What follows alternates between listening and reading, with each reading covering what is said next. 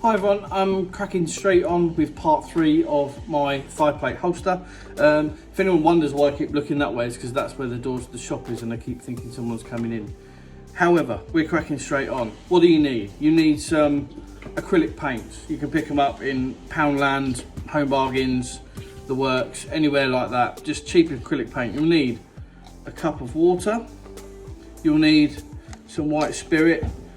I have a couple of paintbrushes. Just a small normal paintbrush, and then not a detail Airfix brush, but just to get into some crevices. And then you'll need some sheets of kitchen roll and a sacrificial towel. That should be enough to get us going. So I'm going to crack on and I will see you all at the end. The first thing that I'm going to concentrate on is the ingress and build-up of dirt in the harsh edges and corners, i.e. where the two pieces actually meet. On a real-world item, that is the place that most likely is going to get the heaviest build-up because it's not going to be wiped away by natural wear and tear. So to do that, I'm just putting my 3 paints, black, brown and yellow, onto my board just to use as a bit of a palette. Using water on the brush, not white spirit, very important that. I am just mixing up to find the desired colour. I kind of have found what I like as my dirt colour. It's a very browny black. I should point out at this time that I am in fact colourblind. So that's why I use 3 very basic colours and don't go too mad on it. Then as you can see, I just apply them liberally into those corners.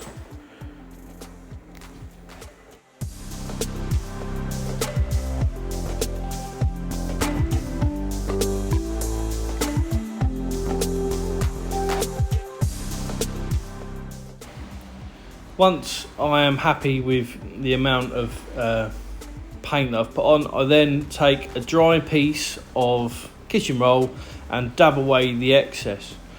The reason that I use a dabbing rather than a wiping motion is because I don't like, in weathering, the look of brush or wipe marks. I don't think it looks natural. Just a personal preference.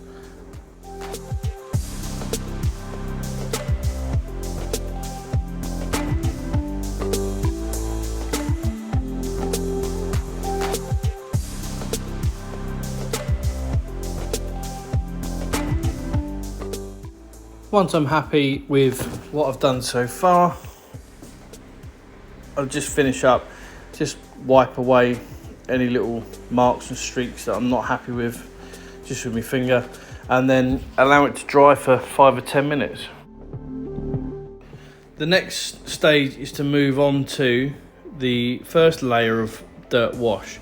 So I'm going to use the slightly bigger brush and mix up a real runny mess of paint, and I'm going to liberally apply this across the whole piece. It's quite messy, so do be careful if you're going to be told off for making a mess.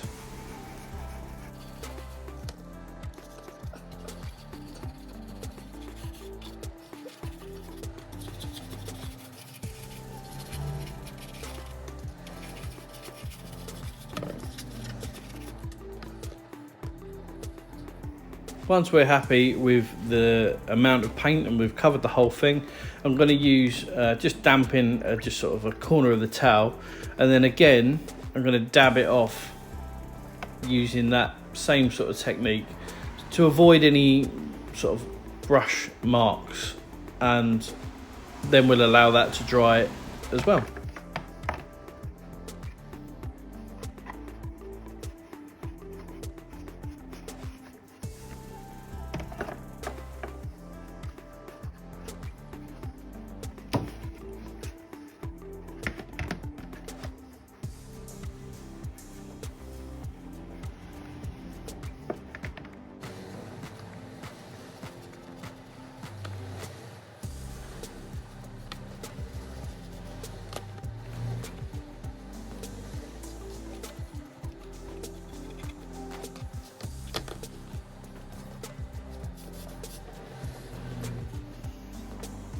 once the first dirt wash has dried, I'm going to move on to using the metallic effect Airfix paint.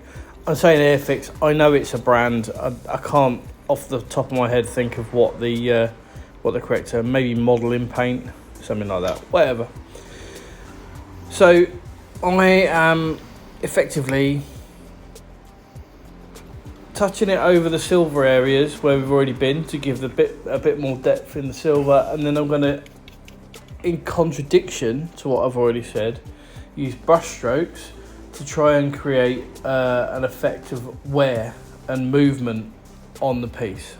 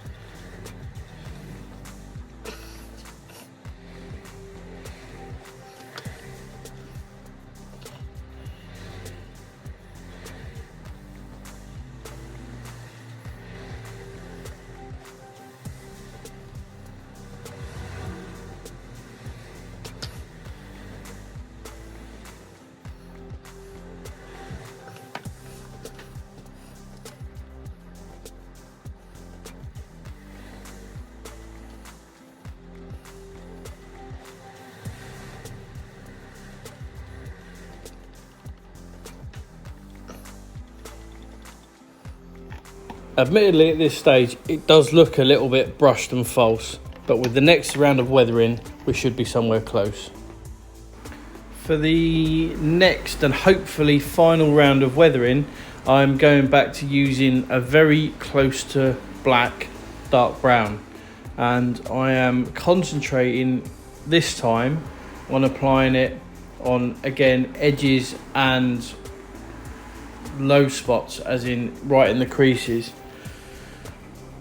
I get it on, and then again dabbing it off with a towel, and this should, I'm hoping, blend in all those brush lines so that it looks more like wear and tear rather than I've just been like Johnny age 5 with a paintbrush. So let's speed this up.